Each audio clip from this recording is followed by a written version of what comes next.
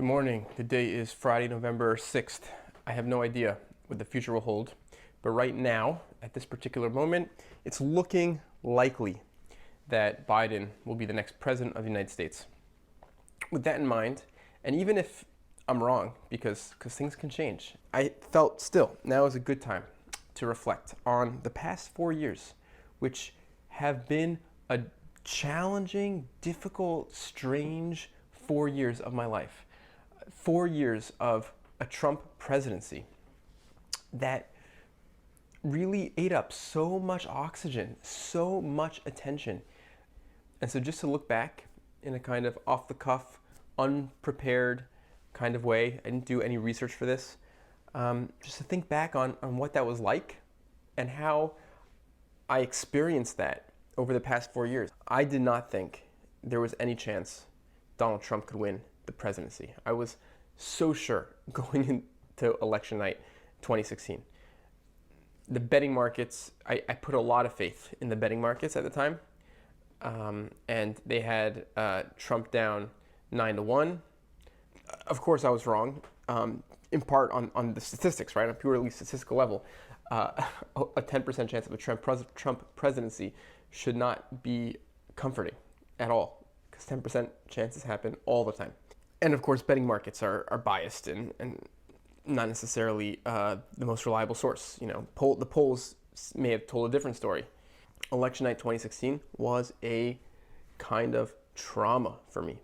You've seen the pictures of people crying on election night. I didn't cry on election night, but I disassociated. I was like, what is happening to this country?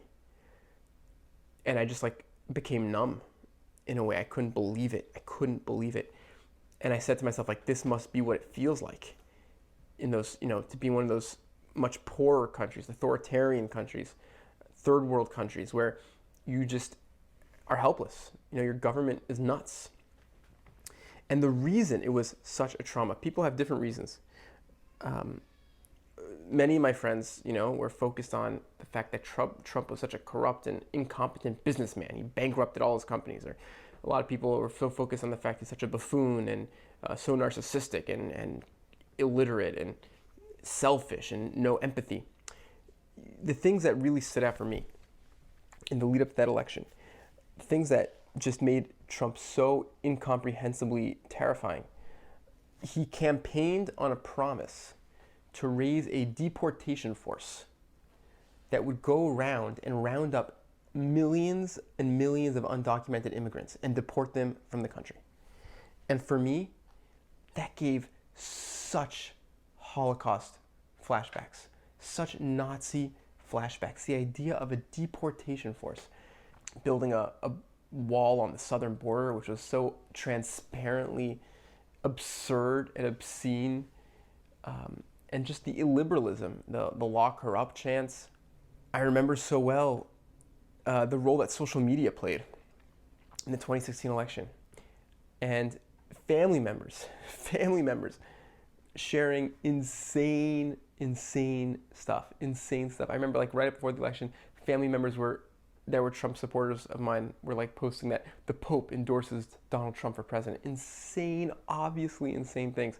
And of course, we know that these were often produced by kids living in Croatia or something, to just make money. And they would just make stuff up out of whole cloth, and it would gain traction on social media. And I believed at the time when Trump won the election, or even before to some extent, holy smokes, social media may have broken us.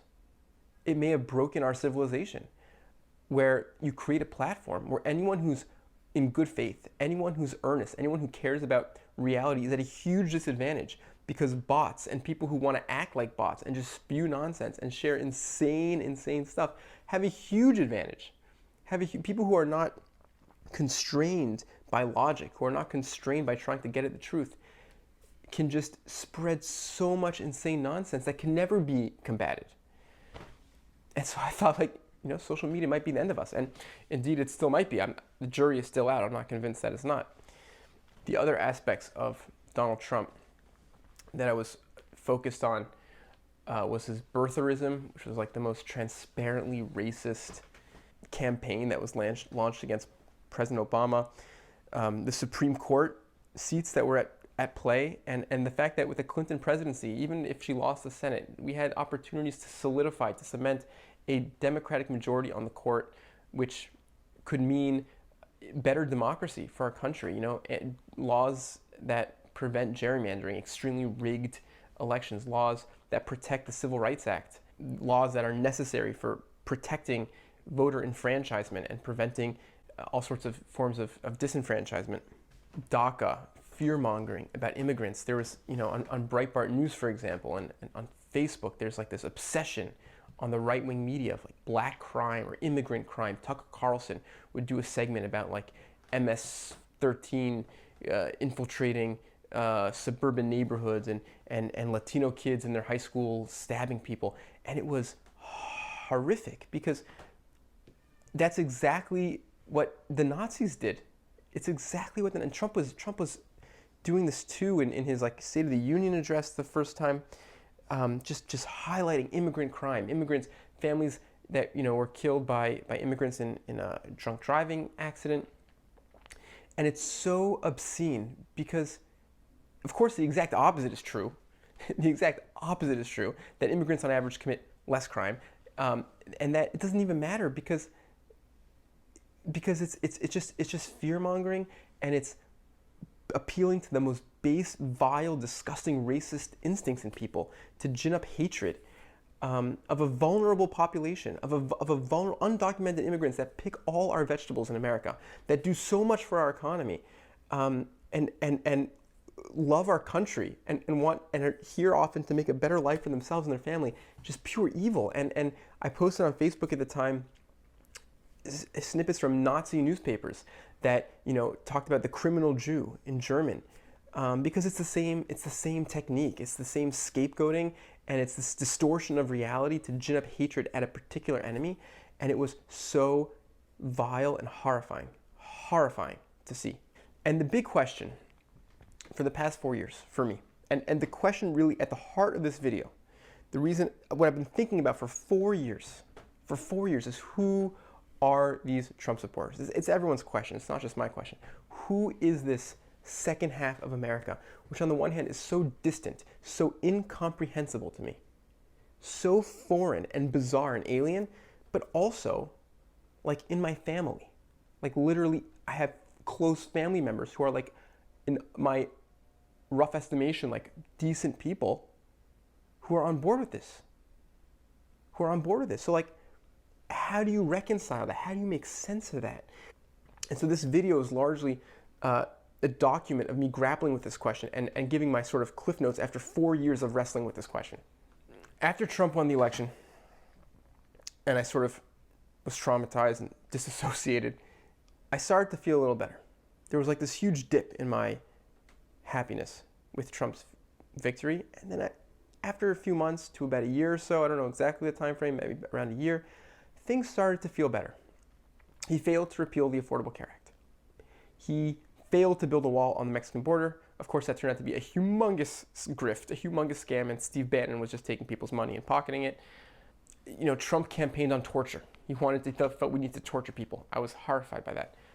That didn't seem to go anywhere. He wasn't torturing more prisoners as far as I could tell. Trump tried to do a Muslim ban, and it was like a really inspiring moment. I mean, again, it was one of these like alarm siren going off moments of, holy shit, what is happening? But people protested at airports, and it shortly got overturned, and I began to start to feel better, And I said, Ted Cruz was a psycho also. Like during the debates, Ted Cruz would say, like, we're going to bomb the Middle East so the sand turns to glass. Like, Ted Cruz was a lunatic. And Ted Cruz would have been competent. Like, he would have been smart. He could have, like, really reshaped America. That was sort of my sense. But Trump just started to feel really incompetent. Like, all this deep state conspiracy bullshit. I mean, there was no deportation force to get rid of undocumented immigrants. And I began to feel like, this is just, like, not a deep state. It's a super shallow president with, like, whose whole MO is just Twitter rants and chaos internal to the White House, and nothing's going to get done. Over time, there were some ways in which that shook a little bit. It wasn't so I felt less confident in that assessment.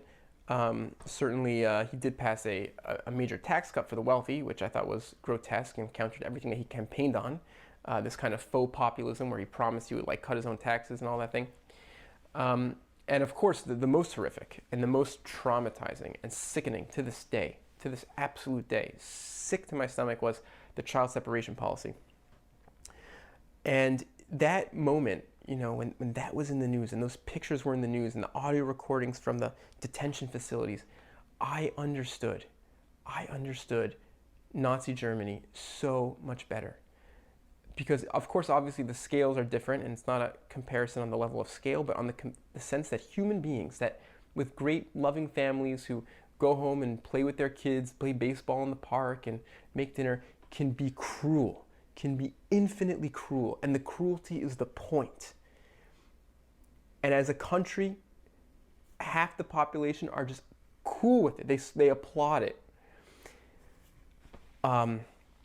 Was such a traumatic thing. And of course, I mean, there's no words to even describe the way that the pain lingers on for the victims of those horrific policies. Victims that will never be reunited with their families. Stories of sexual abuse in detention centers, neglect, insane neglect, just horrific stuff. And the cruelty was the point. The child separation was the point. It was to deter people who are running for their lives, seeking asylum, the inviolable right of asylum. Just no words can describe how evil that is. And so back to our main question, there was this two competing theories after Trump victory about what happened. And so one theory was that it's economic disaffection, that you had these angry white voters who are dealing with coal mining drying up in their rural towns, and they need a change, And the second theory was racism. And I gave a lot of stock at first to that first theory. That was my running theory for a long time. And I read a lot. I read Hillbilly Elegy, Strangers in Their Own Land, read a lot about poverty in America. And you just read about this depression, this opioid epidemic, which is destroying huge swaths of this country, often in rural parts of the country. And yeah, you see like there's a bleed here. There's an open wound, And so one way to understand the Trump presidency, which I believed for some time, is that it's really rebellion against the conservative Republican establishment, this libertarian ideology of, we're just going to cut taxes for the wealthy, and laissez-faire. Everyone just picks themselves up by their bootstraps, and now we're getting sort of a populism. And there was a lot of hope in that, because I'm also concerned about these same problems. Populism isn't necessarily a bad thing. And Trump ran on populism. He ran on, like I said, raising his own taxes, and he said everyone's going to be covered by healthcare. And so the hope was that these people just got conned. Trump is a con man. The Republican Party is a grift, and that they would come to their senses. And then a Bernie Sanders might be a better alternative in 4 years. That was the hope. But the data just didn't really add up. Serious, quantitative analysis showed that, Trump did very, very well in affluent white areas. Money wasn't a huge indicator. You didn't have to be poor to support Trump. I'm very hesitant. I'm very skeptical to assign a kind of like false consciousness to say that voters are voting against their own interests. Like they just got conned. I don't think that's fair. I think that most people, even if they seem really dumb, if they share stupid things, those are usually symptoms. I think people usually share fake news, not because they believe the fake news, but because they want to believe the fake news. And the reason they want to believe the fake news is more fundamental than that. And same thing here. Yeah, I don't feel just comfortable saying half the country got conned. There's other reasons. So the other big theory is racism, that Trump was the most racist candidate ever. The birtherism, which is so nakedly racist. The fear-mongering about immigrants. And I think that's correct to some extent. Of course, it's complicated because Trumpism is a wide coalition. And the problem with it, though, is racism, the word means different things to different people. So it's a tricky word to use unless you spend a lot of energy trying to define it carefully. And no one thinks they're racist. It's like people will say, "Oh, I'm economically disaffected." People have no problem saying that, like, I support Trump because I think he'll improve my life economically. But no one says they're racist. And one of the most fascinating results from this past election is that Trump actually improved with Hispanics, for example, especially in Florida. And he improved, I think, marginally with the black vote. So that indicates that the racism narrative is complicated, that it's a bit problematized. I remember in his closing arguments, Trump brought on a Little Pimp on stage, a black rapper, to say how much he loves Trump. Kanye West loves Trump. After the 2016 election, in my shock, I made a huge effort on Facebook to befriend as many Trump supporters in my sort of social network as possible. Not the easiest thing to do. I don't have many Trump supporters in my immediate social network, but I was able to do it. I was able to branch out and reach out and friends of friends and build connections. And often we had long conversations in private messages, going back and forth. And, I would see on my feed a lot of Trump support, and I still do. In the beginning, 4 years ago, I was so naive. I would try these earnest conversations, trying to bring data, I'd say, look, there's Pew data showing statistics that there's a net negative immigration across the southern border, that a wall is absurd because we mostly have immigrants trying to get out of our country, not in. These things did not matter. And there's such a naive approach to online discourse. Immigrants on average commit less crimes than native-born Americans. Over Trump's presidency, we had the whole Russiagate controversy with Mueller and the investigation, and that just ate up so much oxygen, so much attention, time that could have been spent being happier, being less anxious, reading better things, so obsessed over all the news, reading large parts of the Mueller report. And a lot of people on the left, a lot of my friends were furious that Mueller didn't pursue charges, tried to indict Trump for his blatant obstruction of justice. But these are tricky issues, and I'm actually quite sympathetic to Mueller there. I think it's obviously scary to imagine setting the precedent where special investigations can actually take out a president that was elected in a fair election process. Over time, though, my feelings about Trump got more and more alarmist. So we started with this big drop, which sort of came back to a bad but not as bad kind of sense of the Trump presidency during the Russiagate scandals, let's say, where he was just marked by pure incompetence and buffoonery. And as we got towards the end of his first term, things started to get increasingly scary. Reading more and more and more about the way Trump and Mitch McConnell are packing the judiciary with extremely unqualified judges, hyper-partisan judges at an alarming rate, extremely young lifetime appointments, 3 Supreme Court appointments to completely reshape the American judiciary. And it's not like these are originalist constitutional scholars who are just loyal to upholding the law. Super hyper-partisan stuff.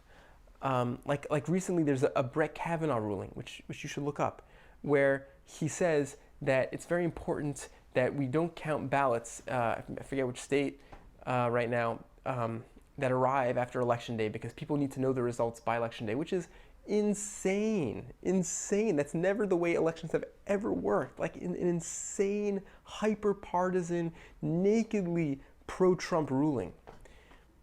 In May 2019, there was an article published in the Christian journal, First Things, by Sohrab Ahmari. The title is Against Frenchism. And it's a reference to David French, who's this anti-Trump conservative. So basically a libertarian. He believes in low taxes, pro-immigration. And Ahmari wrote this article, I'll link to it, it's worth reading, where he talks about drag queen story hour in a public library somewhere, which sounds like this wonderful event where drag queens read LGBT positive literature, books, children's books to children, which is wonderful. because our world is very diverse. And Amari was horrified by this, though. He does not like drag queen story hour. And Amari makes very clear, he formulates very clearly, if this is what democracy means, if this is what liberalism means, if this is what freedom means, if freedom means drag queen story hour, freedom, democracy are not worth it. They're not worth it. This is the most, in my opinion, accurate, concise, and precise explanation and understanding of what Donald Trump, what Trumpism is all about in America. More than anything else, it's an illiberal movement. It's an anti-democratic, anti-liberal movement. It's a movement that says America is changing fast. And indeed it is. Under the age of 17, we have a majority-minority country. We're a nation of immigrants. We're changing so fast. The younger generation of millennials is so progressive, is so open to transgender rights, to high tax rates, to socialism, literally to socialism, Bernie Sanders. The country is changing so fast. And what Trump represents is trying to halt that progress. And that might sound impossible. That might sound Sisyphusian. How do you halt the train? How do you halt progress? The answer is it's not Sisyphusian. It's not so impossible. Because you halt progress by attacking democracy, by attacking liberalism. And the truth is, the scary, scary secret truth is that democracy is so fragile. It's so fragile. So much is just norms, so much is conventions. If you snip just a few of the right threads, you can lose so much in terms of democracy. Trump lost the popular vote badly to Clinton. He had no chance in the popular vote in this election against Biden. Trump's obsession with immigration, more than anything else, is an obsession with the changing face of America. The fact that America's future is immigrants. Trump once tweeted out this horrific video or GIF of a, fan art of a violent movie scene. We have a guy going around killing everyone, and they superimpose Trump's face, and he's killing all the media outlets. Because it's always been about a violence to the media, because the media is a necessary pillar of what it means to live in a free liberal democracy. You read the Nuremberg interviews, or you read books about Nazis, They Thought They Were Free, or other books about what it was like to be a German.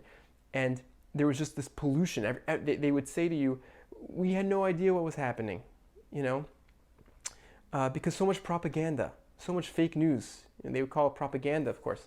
But that's the point. The muddied waters. And we tend to think naively as me, a coastal liberal elite, of course we want liberalism, of course we want democracy. But the reality is not so simple. There's a book, End of History, by a guy, I can't remember his name right now, about how democracy is this fixed point of history, that all countries are tending towards democracy, and once they get there, they stop and they're happy. It's not true, though. It's not true. Democracy has winners and losers. There are winners and losers in a democracy. And some people would be winners without a democracy. You read about Nazi Germany. They'll tell you the Nazis, after they lost World War II, Hitler made some mistakes. He shouldn't have gone to war with the world. That was a big mistake. He shouldn't have committed genocide. He shouldn't have exterminated all the Jews. That was cruel. That was a big mistake. But in principle, the nationalism, the fascism, the anti-democracy, the illiberalism, that was all great. No one thinks that was the mistake. I believe that one leads to the other, that illiberalism and autocracy lead to disastrous political outcomes for everyone, or for the world, large swaths of people. But that's not obvious. And there are many people who can come out of that and say, you know what? Except for those few mistakes, it was wonderful. Tom Cotton wrote that op-ed in the New York Times about, this protest going on over racial injustice, send in the feds, unmarked vans, lock people up without any due process. Purely fascistic stuff, so anti-liberal, where in democracy with states' rights, the conservative idea used to be that people elect who polices them. You elect your own judges and you elect your own politicians who are responsible for policing you. But no, the violent, oppressive hand of the government is going to stomp out any dissent. You have just now headlines and articles about what's going on in this election. Republicans, Cruz and Newt Gingrich, making insane, absurd claims about, lock up pollsters in Pennsylvania. Like, it purely, blatantly, nakedly fascistic stuff. And that's what it's about. Because there's winners and losers when you jettison democracy. And it's not obvious that democracy will win. And of course, I think a deep part of the problem is that our democracy has never been a real, true democracy. It's been an extremely flawed democracy. There's always been minority rule, baked into our system. The Senate represents an increasingly small share of the population. It gives them a huge amount of power. The Electoral College, of course, distributes power very unevenly in our society.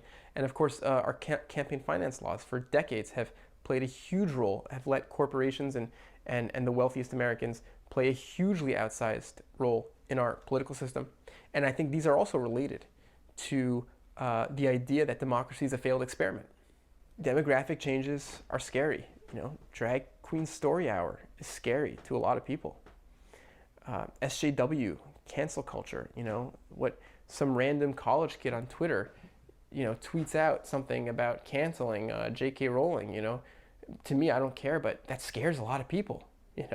A lot of people look at that and they say, hold the presses. We need Trump. This is the future I want off. An author who I think articulates these struggles and tensions as well as anyone is Flannery O'Connor. So I've been thinking a lot about Flannery O'Connor recently and those sort of family dynamics, the family dysfunction of the older generation feeling like they've lost power. That's the battle. And if we can, I think, improve our democracy and do a better job of giving people their voice, I think America is on a positive trajectory of an increasingly diverse demographic. But if not, there's no guarantees. There's no guarantees that we'll win out. And so that's it. I mean, the jury's still out. Who knows what will happen? I'm proud that the vast majority of Jews in America, more than 70%, rejected Trumpism. That to me is very important. That's no doubt has to do with the historical memory of the Holocaust and an understanding of the dangers of illiberalism.